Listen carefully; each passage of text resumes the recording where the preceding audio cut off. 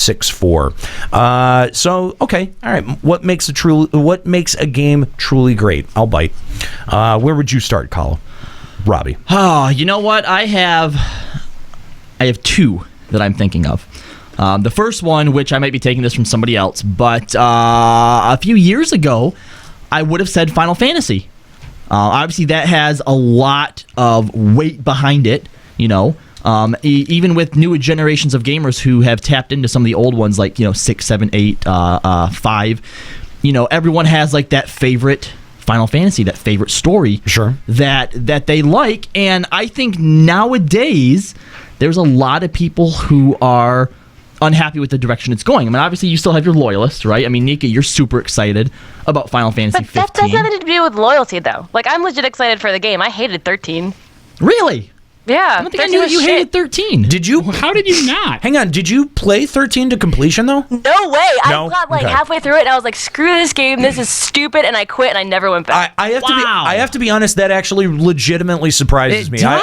I hated that game so much. Well, but the thing is that I know that you're such a fan of Square Enix and Square Enix games that the fact that you couldn't push through that to even finish a Final Fantasy title, The battle system was horrible. The characters were horrible. The linearity was horrible. I totally horrible. I totally agree with you. I 100% agree with you. But I don't know. It's surprising to me because Absolutely. I thought you out of anyone that I knew that you would have been able to push through that. So Someday I want to, but I just have so many other games that are so much higher priority that I push it down every time. I don't know if I'll ever get back to it. I totally understand that. I think I probably would have burnt out on 12 if I hadn't had a week and a half where I didn't have internet in college and I just burnt through it. You know what I mean? Like it provided. 12 Wow. was a good game. 13 was not. Well, that's true. Let's not go that far. 12 wasn't that great. 12 was awesome. 12 had redeeming qualities. 12 was an very offline good. MMO. For me, 12 was just over the top of the hill, and that's where it started its decline. But I think what made the Final Fantasy so great was two things. It was innovation, and it was formulaic. And I know those two things probably seem like they would be contradictory, but when you look at 6, 7, 8, 9, 10, they all have a lot of things in common when it comes to their story, right? That whole idea of like grand fantasy and, against all odds, this band of adventurers, banding together against impossible odds and coming together to save the world from complete destruction. That's something the Final Fantasies have always had, right? And crystals. And crystals, yes. But they're all very innovative, too. I mean, if you take a look at the materia system, and then take a look at the junction system, and then the sphere grid, all of these things are so vastly different that each one kind of felt like a different game. Like, if they weren't Final Fantasy, 5, 6, 7, 8, 9, 10. But yet they held to the things that actually I think that the players have also latched onto. Yes. Like, even though you're going through either the sphere grid system or the licensing system, that you're unlocking spells called Fire, Firaga. Yes. And Are you saying that 13 and 15 don't do that? Because they do, both of them. Now, I don't know as hold much on. about 15, but 13 did. 13 does, Right, yes. yeah, I will get to that, but and actually it kind of started a little bit with 12. Like, the licensing system was sort of unique, and I feel like it was in some ways similar to the sphere grid, because the sphere grid, you start out uniquely, Sure. but by the end, if you did enough of it, everybody was the same. Right. License, to me, took that but went in the wrong direction with it, and I felt like people were too much the same too quickly. And going off into 13, I actually didn't mind the combat system, but there was a lot of other things wrong with that game. There was no sense of the world to me because of the linearity of it. The Crystarium locking all the time was a huge block for me. I hated that. I didn't mind that too much, but the fact that I felt like there was always this point in Final Fantasy games where you sort of get to a moment where you have free reign of the world, where you can go out and you can explore, you can find those side quests, you can do your own thing and kind of progress things at your own pace. Right. There was never that moment in Final Fantasy 13. I mean, when you got to Grand Pulse and you could go around doing the hunts, one could argue that, but that was the only place for it, right? Yeah. There wasn't anywhere to really explore. And it was just the hunts. Yeah. That was the side quest stuff. Hunts. Yeah. Which, what was one of the major side quest things in 12? It was hunts, wasn't it? Yeah. Hunts was the biggest thing. Yeah. Yeah. So I feel like now the things that they're keeping the same aren't the stuff that drew us into the other games, and they're trying to innovate just for the sake of innovation. I mean, 15 might be a great game. It could be a freaking awesome game. I'm not saying that it doesn't. And I'm going to play it when it comes out, but as a Final Fantasy game, But I thought you said what you liked the most was innovation. Right, but he also said that it's innovation balancing with how formulaic it is. But you don't know that it's not going to be. Just because the battle system is vastly different doesn't mean that the story's going to feel different, doesn't mean that the world's going to feel different, doesn't mean that the character development's it's going to feel also different. not going to feel like a Final Fantasy because these games haven't felt like a Final Fantasy to me since 10. Look, I think the big difference there is going to be narrative. This is true. And whether or not the narrative packs that what we would consider the Final Fantasy punch. And again, Nika, I'm not saying this isn't going to be a good game No, or that I'm not going to enjoy it. To be fair, I'm trying to put my head in the mind frame of not now looking back on what a Final Fantasy is, but when I think about when the next game comes out, how I feel about it. I mean, you know that when 7 came out, people hated it because it wasn't like 6, and then when 8 came out, people hated it because it wasn't like 7. Then when 9 came out, they hated it because it wasn't like 8. Like that's a people's mind frame. Look at Chris's face. What is that? I need you to explain that face, Chris. It's just when I think about when the game came out, I never thought that the next Final Fantasy felt like a Final Fantasy of what I knew in my mind. I disagree. Every Final Fantasy has disagree. been vastly different in that sense, and I think that come Final Fantasy 25, people are going to be saying, "Oh, it's not like 15 was." But when you know look what I mean? Like it's going to be doing that forever, and I don't think that's fair to say. When you look at 7, 8, 9, and 10, despite them all being vastly different games, within 10 seconds of sitting down and watching, you'd be like, "Oh, that's a Final Fantasy game." Yes, absolutely. Yeah, and there are things, there are dead giveaways, which I'd say the magic structure is usually a dead giveaway. The enemies that you're fighting, Marlboros, goblins, stuff like that. Up until recently, Behemoth. You would have said Behemoth, the ATB gauge. Yes, Not within the last decade. yeah, that was, I would say, in the last even generation of games. But you also have, you've also got. The chocobos and moogles and just general things within the world that populate the world that give you clues that, yes, this is a Final Fantasy game. And so, because of that, I think that those, I get what you're saying, that it is innovation, not simply for innovation's sake, because that has its own kind of irritating quality for it. And I think that that's what 13 suffered for a little bit, is that it was just trying to be different for the sake of being different. Final Fantasy 14 1.0 had the same problem. It was being different for the sake of being different to try to set itself apart. Right, having the 6 roles as opposed to just using jobs.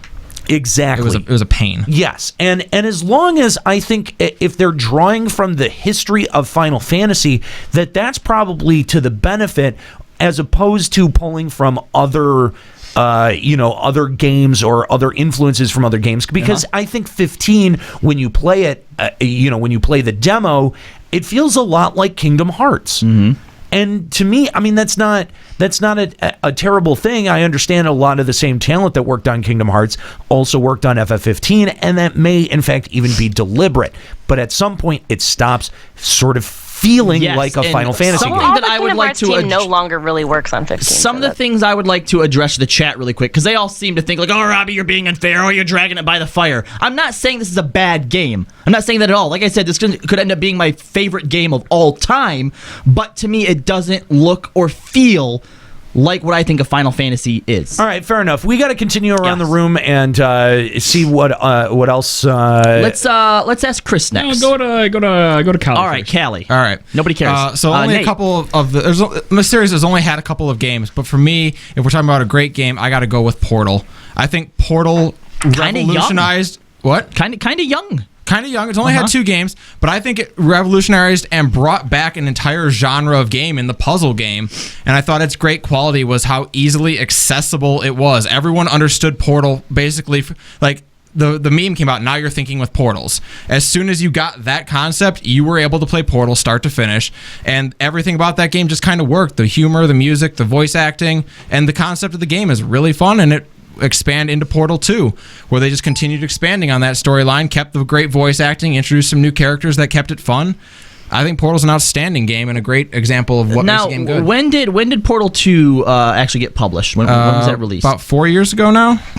is there any word that you're aware of on a continuation? There are of Portal? rumors of yes. Well, this is first of all, this is Valve we're talking about. Right, So, so- I mean, let's not. Everything with a grain of salt. There have been all kinds of rumors from there being a Portal 3 to Portal 3 and Half-Life 3 eventually commingling. So there's been every rumor in the world, but yes, supposedly there will be a Portal 3. Well, I'll. I mean, I have to give it to you. Me and Chris recently played through Portal 2. Lots of fun. It was a lot of fun. I don't know. No, in fact, I wouldn't have, because I played Portal 1 back in college. Sure. Was not drawn into it at all. Okay. Like, period. I got the concept of it, obviously, and maybe it was my roommate that ruined it for me that I had at the time, who's like, you want me to help you through this level? Ugh.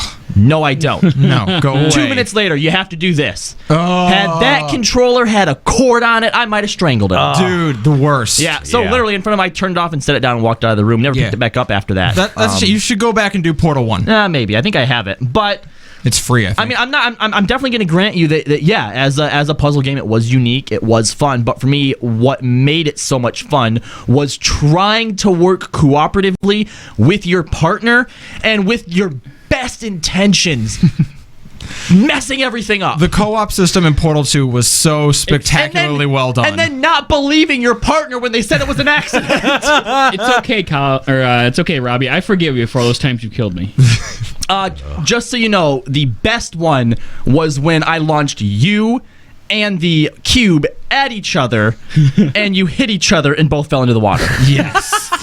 That was amazing. But I mean, how recognizable is GLaDOS in pop culture now? Absolutely. Well, you're right. Yeah, it is. Or actually, Or whenever the cake is a lie. The cake is a lie. The cake is a lie. whenever Companion I cube. see Portal references, like on Facebook, for example, like the best one is where it shows 2 cups, one with something blue, one with something red, Yeah. and then a fork and a spoon, or a fork one way and then the other way, and everyone's like, oh, this is so awesome. Then you get all these people like, what's going on? I don't get it. Everyone's just reblogging without an explanation, and nobody else gets it. Nika, how about you? What do you consider a truly great game or great series? Well, okay. For me, the reason that almost all of my favorite games are RPGs, and that is because the things that I look for when I look for a good game are 2 things. One is the story. It has to be. Yes. I mean, I really like epic stories. I really like. I also like love stories, but I don't like when it's the focus of the game. I like when it's kind of like part of it, and there has to be some kind of plot twist that you just don't see coming, and it just kind of blows your mind. And the other thing is character development. And I feel like even if the story is great, if the characters aren't believable or they don't get you to care for the characters, then I don't care for the Yep. story either. I am 100% so behind that's a Nika big right reason now. why 13 I didn't like it very much. Like I enjoyed the concept to a point of like the Falsi Lisi thing, but then when I was like, okay, but the characters are horrible and this doesn't really make a lot of sense. So Yeah. And they forget don't it. get any better. Yeah, and they don't ever improve. Yeah, that's a good point. Yeah, so I'm just like, okay. So when I have to pick, and everyone's going to see this one coming, I have 2. I mean, Final Fantasy, obviously. I like, hope you that's picked the one that not I even didn't a talk count. about. The one that obviously is like my forever favorite is Suikoden. Yeah. I saw that one coming.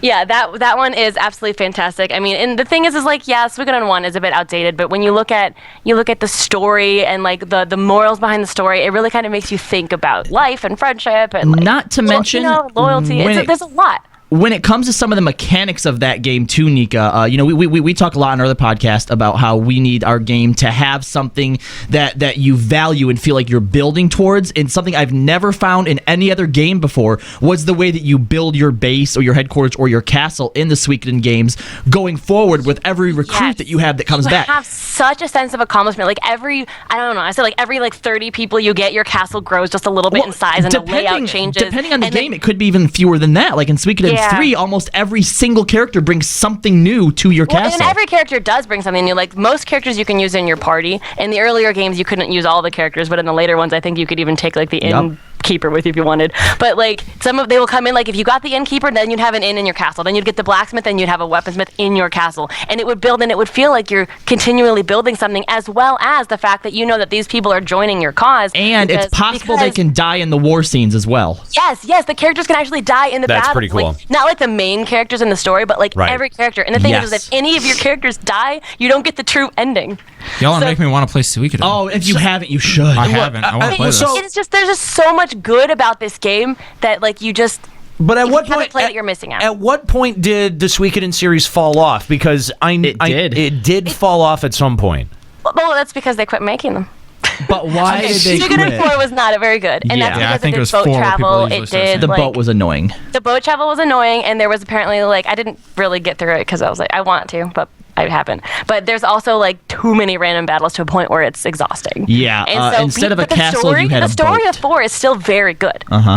I have 1, 2, and 3. I haven't played. Those are the good All ones. worth playing. 5 is also fantastic. I never got 5 to is do one of 5. my favorites. Oh, 4, really? You can skip. I never got to play 5, and it's A lot of it's people okay are- because in the timeline, It's- 4 is way That's- in the past. But that's so weird, though, that 4 was kind of the low point for the series. They got a 5th, and then they've just never been Right, back. This is what happened is that 4 didn't sell very well. So they made a 5, and because everyone's like, oh, well, 4 is crap, I'm not going to buy 5, they didn't make as much money on 5 as it should have been. Oh, they kind of kneecapped themselves for 5. Yep. So 5 didn't sell well. And it was also, 4 was the first one on PS2. Yeah. Or, no, 3 was on PS2. Never mind. 1 and 2 were PS1. 3, 4, and 5 were PS2. I don't know what it was. There was something like Yeah. they didn't buy 4, and because of that, 5 didn't sell well. And You they can just actually stopped making them. buy 3 on your PlayStation 3, like because that's so cool. Yeah, because I bought it. PlayStation. Okay. Yeah. I mean, there's been a lot of fighting with Konami and the Suikoden team to like get these games. That's right, they're Konami. Yeah. To compound on Nika's idea of characters and story and narrative is the game can't be afraid to punish you for that. You know, obviously you come to love these characters, you come to identify with them. The game can't be afraid to build that connection with you and your characters, then rip them away. It's And it's this the is- same reason why Mass Effect is so powerful in its narrative. yeah. Right. You want to talk about Mordin Solace, Nika? No, I didn't think so. Mass Effect did it very well in that aspect. In terms of characters, Mass Effect is one of the best games for that. And guess what? The game went on without them. Yeah, I mean, oh gosh, it was. But 'cause no Nika matter- I mean, didn't. people could die. People could die no matter what you did, and then like, oh Ash, it's very emotional. And the But best that's- part about it is there's no reloading either. Yeah. yeah, Fair And enough. speaking of that, like that's another reason why I love the Witcher series. Okay. Because I mean, the first one, the battle system was wonky, but the story from the beginning has been very dramatic and epic. And while you can like have sex with hookers if you want to, or you can like romance me up.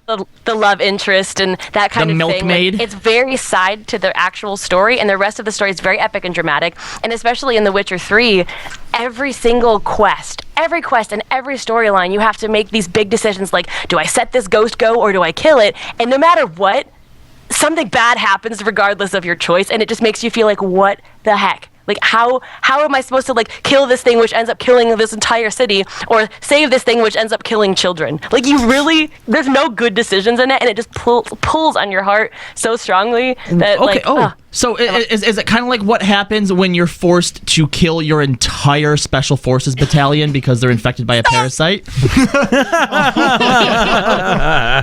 What were their names, Nika?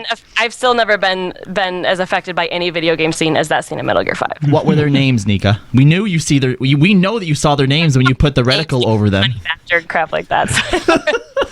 So I think my answer, and this may be surprising given that I have a very complicated relationship with this game history, this game series, very complicated history with it. I'm going to say Dark Souls. Oh my god! I knew that was coming. I knew it. I am. Oh my God, get out of here. No. And here's why. Okay, because first of all, I'm in the middle of the emotional process of being able to accept the fact that I like Dark Souls. Okay, like When did you originally play the first one? I Because I feel like this is year- still such a year or a two young ago? relationship with the game. It is.